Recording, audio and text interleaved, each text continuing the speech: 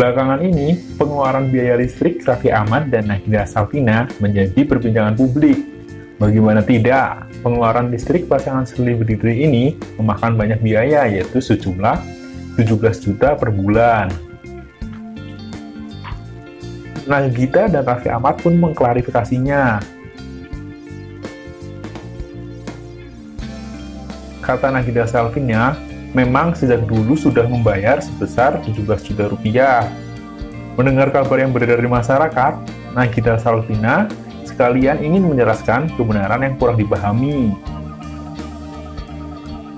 Nagita Slavina mengatakan, maksudnya,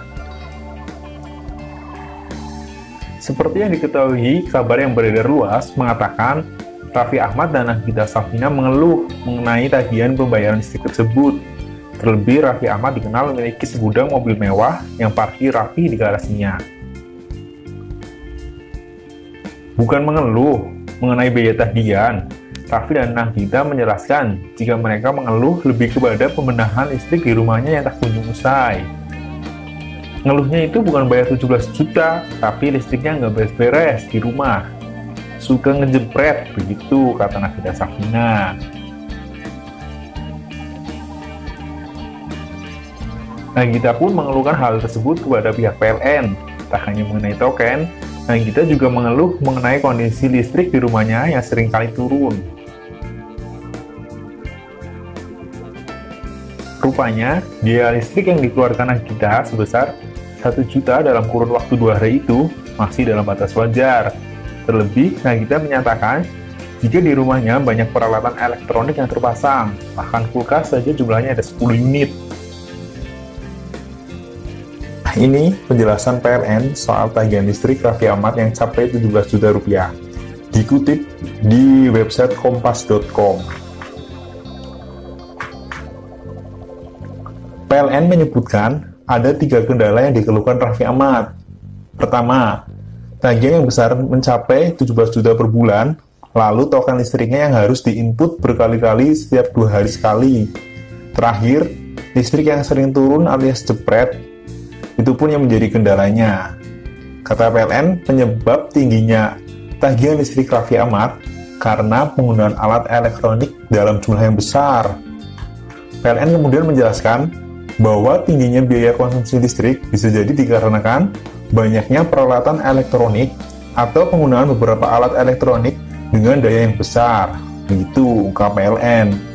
Sedangkan terkait keluhan soal token listrik yang harus diinput berkali-kali, PLN menyarankan kepada pelanggan agar membeli token listrik sejumlah pemakaian selama sebulan, ungkap mereka. PLN juga menjelaskan penyebab listrik di kediaman Raffi Ahmad yang sering tiba-tiba padam itu dikarenakan karena listriknya yang sering turun atau ternyata disebabkan oleh MCB atau miniatur circuit breaker pada panel listrik pelanggan overload karena beban listriknya yang tidak merata. Itu ungkap PLN. Senada dengan PLN, Nagita Slavina dan juga Raffi Ahmad juga mengatakan hal demikian. Dia tidak mengeluh untuk membayar listrik sebesar 17 juta rupiah, tapi karena keluhan-keluhan yang disebutkan tersebut, seperti karena seringnya listrik jepret atau tidak kuatnya daya listrik yang harus digunakan. Seperti itu, sobat. Nah, ngomong-ngomong, biaya keluhan yang 17 juta rupiah tersebut, penasaran nggak sih berapa pendapatan Raffi Ahmad dari Range Entertainment yang kita tahu subscribernya sudah hampir mencapai 15 juta ya, atau sekitar hampir 16 juta. Nah, berikut sesuai data yang di-input di Socialblade mengatakan bahwa Raffi Ahmad setiap bulannya itu bisa mendapatkan sekitar 57.600 dolar. Itu estimasi terendah di setiap bulannya ya, sobat. Kalau estimasi tertinggi setiap bulannya itu sekitar 921.000. Wow, cukup. mencengangkan ya. Kemudian untuk setiap estimasi per tahunnya, dari Rans Entertainment bisa mendapatkan sekitar 690 ribuan atau sampai dengan 11 juta dolar per tahun. Wow. Kira-kira 57.600 dolar ini kalau dirupiahkan berapa sih ya? Nah, 57.600 itu kalau dirupiahkan sekitar 811.560.960 perak. Itu estimasi terendah pendapatan yang diterima oleh Rans Entertainment setiap bulannya. Untuk estimasi pendapatan tertinggi setiap bulannya yaitu sekitar 921.000 dolar Amerika.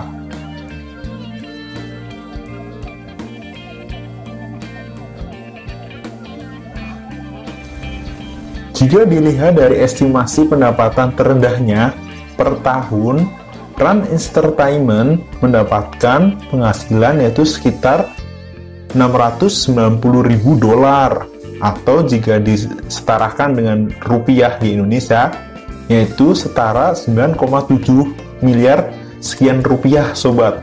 Wow, penghasilannya cukup banyak ya.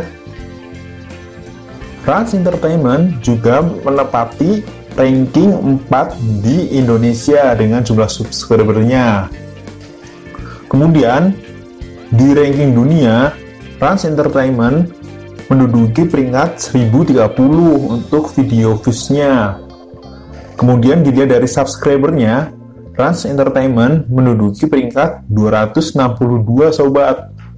Wow.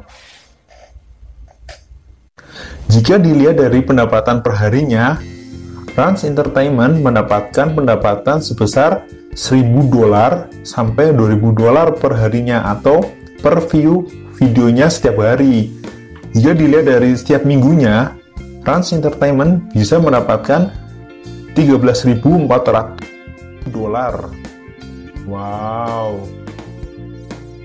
channel yang cukup membanggakan. Dengan viewer dan subscriber yang bertambah setiap harinya, bukan tidak mungkin Rans Entertainment bisa menduduki peringkat 1 di Indonesia.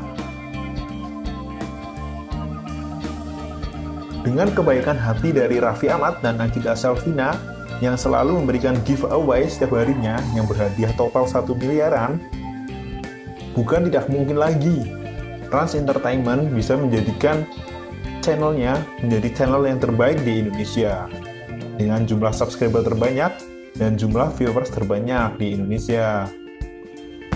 Yuk, untuk sobat semua, tetap dukung channel-channel YouTuber dari Indonesia untuk menjadikan YouTuber terbaik di dunia. Sekian video dari saya untuk kesempatan kali ini. Untuk sobat-sobat semua, jangan lupa subscribe, like, share, komen.